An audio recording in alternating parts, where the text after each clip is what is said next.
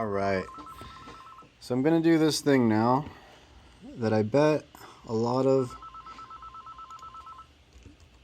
cell phone repair stores would love to do, but if they're anything like me, they've been too scared to do anything like this before. So what I'm going to do is review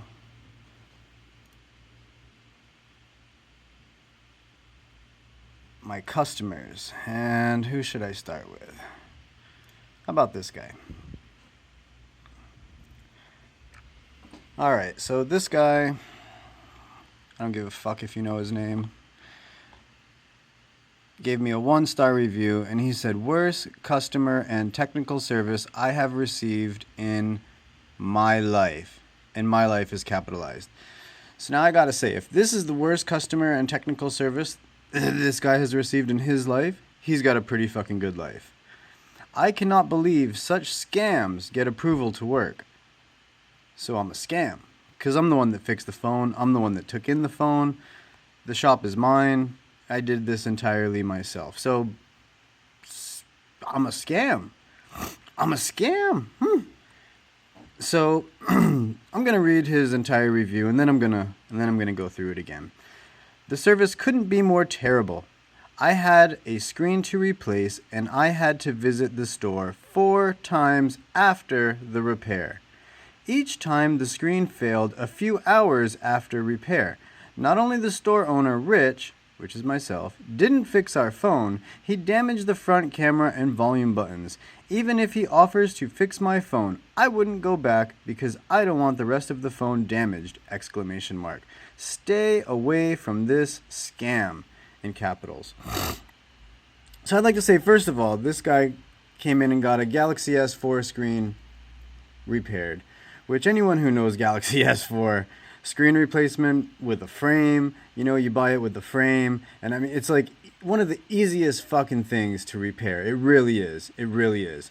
So he said he came in 4 times after the repair, but I'd like to point out that he did come in 4 times, but it wasn't after the repair. He came in the first time, and I didn't have the screen in stock because I just happened to run out that day because for whatever reason, I had a lot of S4 screen replacements that day before he came in, so I actually ran out of a part that I stock. I have them in stock right now. If you want, I can walk over and show you. You know, I got this S4 bin, S4 parts. Here we have, it's a little bit messy right now, but I got like 3 screens there. There's one, there's one. You don't even see that. But anyways, there's a lot of parts in this S4 bin, which is a little bit messy right now. But hey, that's what it is. You know, I've been working alone for the past few months. 2 of my great guys had left me, and so all the repairs that come into this store have been on my back, and it's a lot of work here. It's not like a slow store. I mean, look at all the bins we have for parts. Look at them all. Bam. We service a lot of phones here, a lot of devices, and there's a high volume here. So, back to this guy. So he came in the first time, and I didn't have it. Then I said, come back tomorrow and I'll get it for you. But at the end of this day when I told him to come back tomorrow, I was actually just too fucking tired to go out and work more hours and go get parts that night. And he really wasn't. This guy isn't the most important thing in my life. I have 3 kids at home and a wife, and I like to get home to them. And when I go out and get parts, I might close at 6. And then I might not get home just from getting parts until like 9:30, 10. And I left the house at 8:30 that morning, and I haven't really had a break. I haven't had a chance really normally to eat lunch, and I haven't had dinner at that point yet, and I am not that great on eating breakfast. I generally leave the house. Anyways, that's all my fucking problems, right? So I didn't feel like going and getting parts this night. So fucking kill me. But the next day when he came in on time 2, visit number 2, I had a solution for him. I said, listen, this is normally a $150 job, which he agreed to pay, which is why he was back the second day, and they were totally fine. And by the way, since I'm giving a customer review, This guy, holy fuck. This guy fucking... Oh, God, the whole store fucking... Anyways. So he came in for time 2.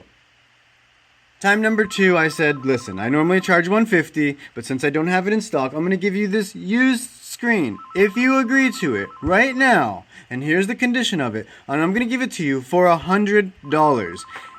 And what you can do if you agree to this is you can come back tomorrow and I will have a brand new screen for you. And I will replace the used screen and put the new screen on. And I will not charge you the extra $50 that I should have charged you. So I'm actually going out of my way to help you. And I'm going to do double work. Because I'm going to replace that screen twice. And I understand you have to come down twice. And that's why I'm willing to do this for you. I just feel that this is a very accommodating kind of a thing that I'm doing here for this customer, right?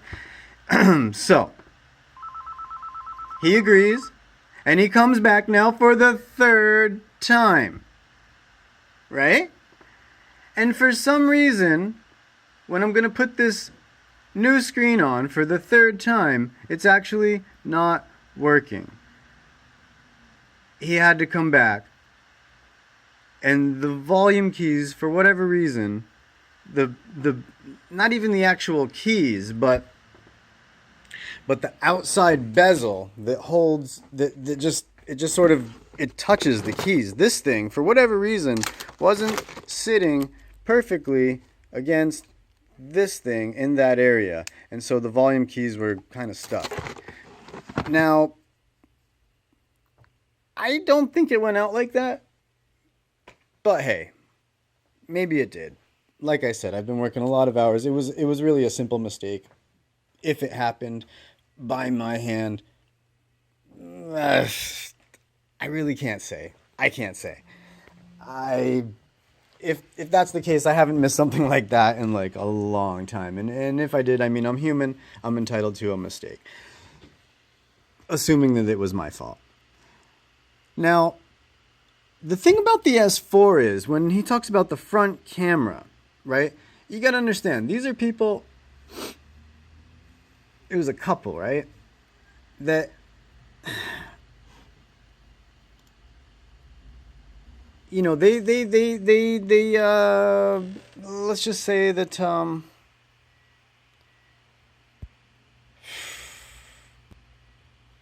that, you know, that they weren't,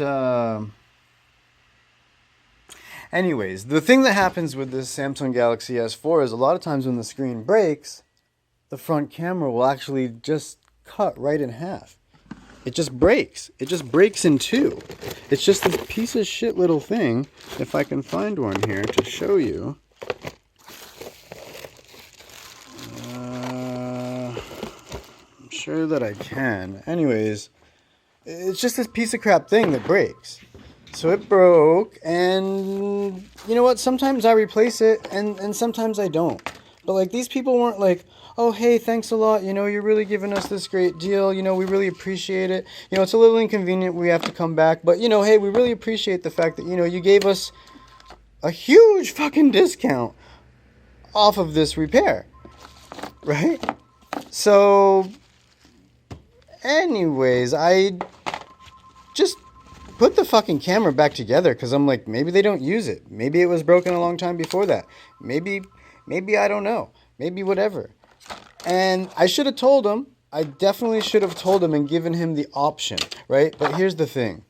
A lot of people come into these stores, right? And they think that if you touched my charge port and I drop my phone next week and the screen breaks, that's your fault, because I dropped my phone 100 times before and it never broke. So what happened? What'd you do? What the fuck? Right? So, you know, so yes, I should have told this guy, but, you know, this particular day, I wasn't really willing to replace a front camera on a Galaxy S4 for free, because I probably only even have one or two that I have to take from one of these other phones, and it's more work than I want to do when I have a ton of customers in queue, and you know, I don't know. Maybe I forgot. Maybe I should have written it down on the work order and then told the guy. I mean, for sure, I should have brought it to their attention. Absolutely, 100%. So take what you will from that. That's the story of that review.